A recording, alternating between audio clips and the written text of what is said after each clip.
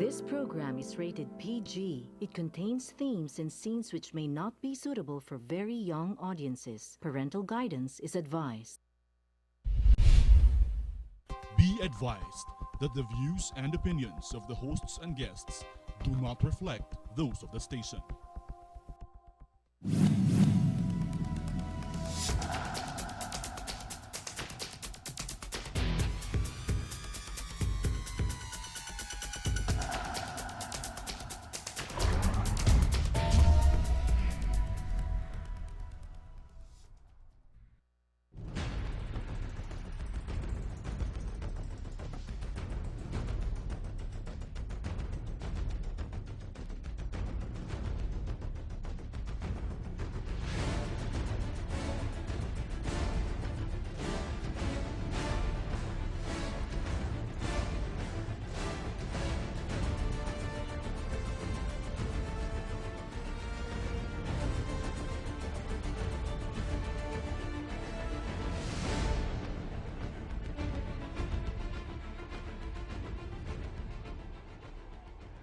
Philippines, good evening. Marhaban kaif halik, kaif halhal, bismillahirrahmanirrahim, assalamualaikum warahmatullahi ta'ala barakatuh. Maayong gabi sa Tibok Luzon, Visayas, Mindanao. Ako po si Eric Espina at ito ang inyong Republika. In the slew of so many events transpiring before the national plate, you have so many templates that are overlapping with each other and many events following thereafter. People are somehow looking for some form of common sense, perhaps leadership, perhaps the light at the end of the tunnel, perhaps some new perspective. And that this is why tonight we're going to have an insight, a senior insight from a statesman, none other than Omo Bono Adaza. We call tonight's program Adaza Insights. Good evening, Manong. Eric, good evening, and good evening to our fellow countrymen. Yes. Not only here in the Philippines, Yes. but in other parts of the world. Yes. We have so many questions, no? People open their newspapers, they look at Facebook, they look at Twitter, they look at everything is being discussed. And sometimes when there is a compendium of discussions, you're trying to look for maybe a senior voice, a parent in the room who can tell us what is happening, no? Right. So, first things first, we have so many topics here, no? I've set up for you. What's happening to CJ Sereno? You think she will eventually be impeached? Or that's really part of the plot or the objective? No, it's a 50-50 ball game. Okay. I suppose the only component that will lead to the impeachment of Chief Justice Sereno is the X factor, that is the president. Okay. If the president intervened, the goose of Chief Justice Sereno is cooked. Okay. There are no ifs, there are no buts. Uh-huh.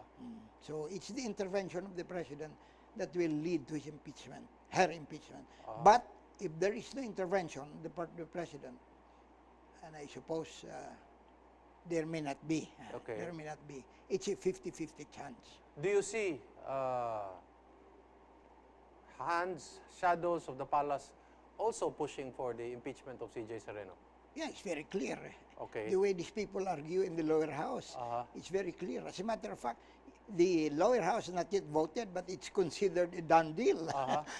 Okay. She is preparing already for trial in the Senate, so it's a done deal. So, Meaning okay. that the palace has told its people what to do. Umali. As a matter of fact, the Speaker of the House has introduced a ridiculous idea. Okay, which But is?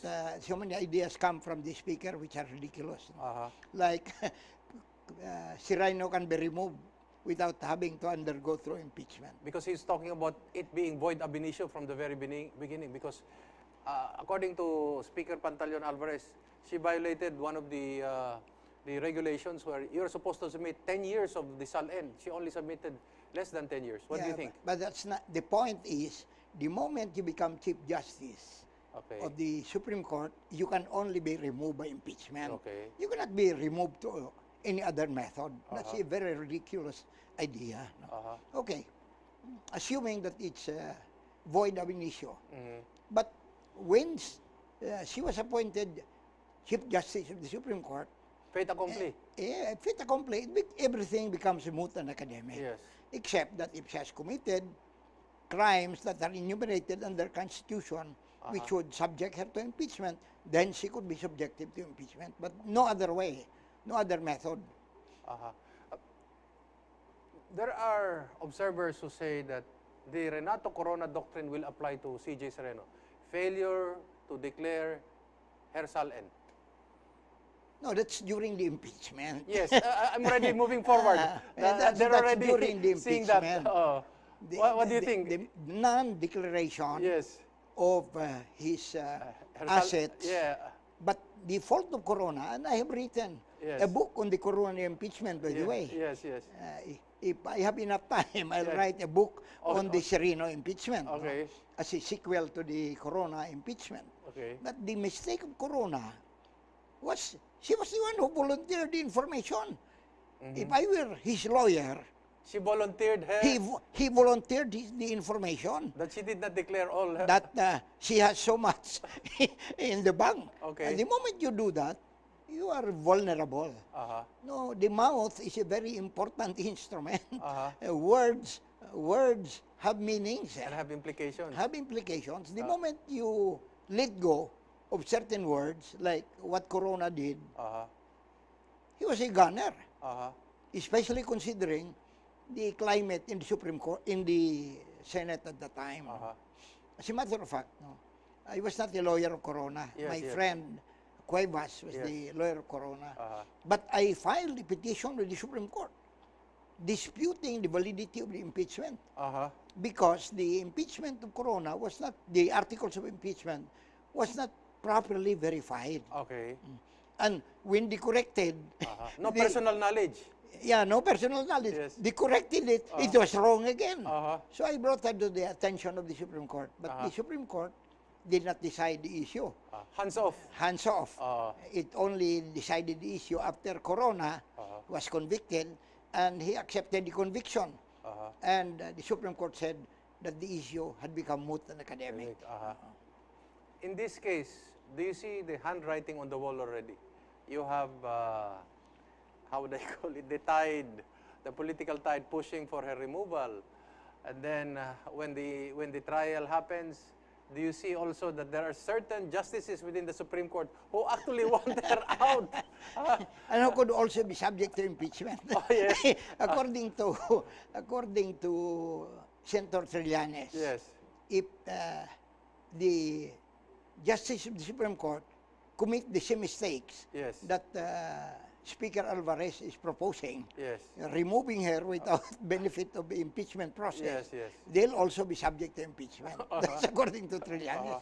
So there is a game going on, Yes. not only on the political level, but the politics that's going on in the Supreme Court.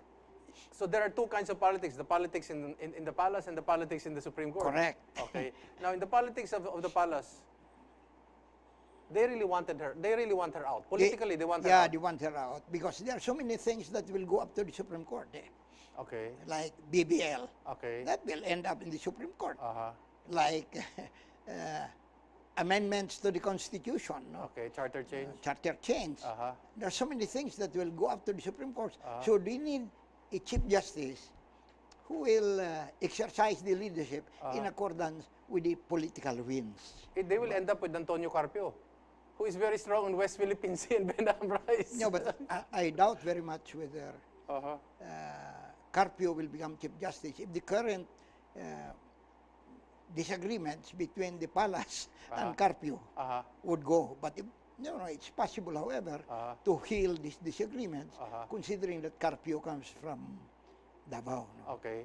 So he will not be impeached also.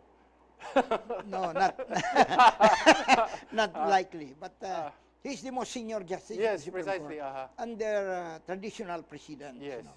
in the Philippines, he might likely end up as Chief Justice. No? Okay. Do you see anybody Based on the precedent. Do you see anybody in your crystal ball aside from Carpio that it's a deep bench? It's a deep choice by the palace. There is a justice who is at the right of Carpio. He is a possible candidate. You're saying that That's a possible candidate. by the palace itself. Yeah, by the palace itself. So that's how it goes. And the palace probably believes, and those who are with the palace in Congress, that the moment Sharina will be removed, there's a great chance that every issue that will be presented to the Supreme Court will be decided in favor of the palace. Yeah. Is this creating what the proverbial chilling effect on the Supreme Court? Very likely. I Very agree likely. with you there because, you know, justice and the Supreme Court are only human beings. And taking into consideration the climate in the Philippines. The climate in the Philippines is so different, like those in the United States of America. And here, certain things will prevail inevitably. No, I was just reading before I came here. Yes, yes. Rereading, as a matter of fact, this book of Alistair Thorne, Okay. which is, from my point of view, one of the best books on the Napoleon era. Okay. You should read it.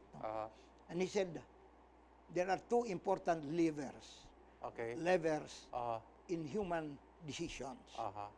fear And self-interest. Both of these, this according to Napoleon. Yes, yes, yes. Napoleon Bonaparte says, Yes, yes. the two compelling drives that drive human beings is fear and self-interest. Mine is different. No? Okay. I have a different concept, but it runs along the same level. Like I've been saying over and over again, that the problem in this country is our traditional politicians are propelled by three greeds or three drives. Okay, I'd three rather greeds. use drive. No? The drive for power, Power. the drive for wealth, Okay. and the drive for sex. Okay. You can see that. No, Not in that order. Sometimes not in that no, order. not necessarily in that order. Okay. Not necessarily in that order. Okay. Now, you mentioned about politics in the Supreme Court. How would I say it? There are some, I don't want to use the word ambitious justices that also would like to see themselves eventually become Chief Justice, because with C.J. Sereno, all their hopes are dashed. That's correct. Uh-huh. That's correct. All their hopes are dust. But, you know, they are taking into consideration the normal development in Philippine affairs. Okay. In this country, everything is fluid. Everything is fluid. Whether it's Marcos, Cory, Pinoy, Erap, Gloria, Duterte. Yeah. Though, These eras will pass, that's what you're saying. these eras will pass. And have we become better for it, or have we learned anything We will from it? become, if we learn from our experience, we will have a better country here. We should really learn from our experience, because the problem here, we never learn from our experience. So we're always unlearning. We are always unlearning. That's the most dangerous. according to Daniel Borstein. No? Okay. He said that the problem is not really ignorance. Yes, but? And it's the illusion of knowledge. Illusion of knowledge. The illusion of knowledge. That's our problem. There is so much ignorance, but greater is the illusion of knowledge. Okay. That's a very good point. We're going to pause for a few reminders, because this illusion of knowledge really comes hand in glove with the millennials, which with the explosion of information, and there's so much discussion, there's so much on the plate that probably perhaps they go on mental surfing. So there is this illusion of knowledge and perhaps the amputation from founding history when we return.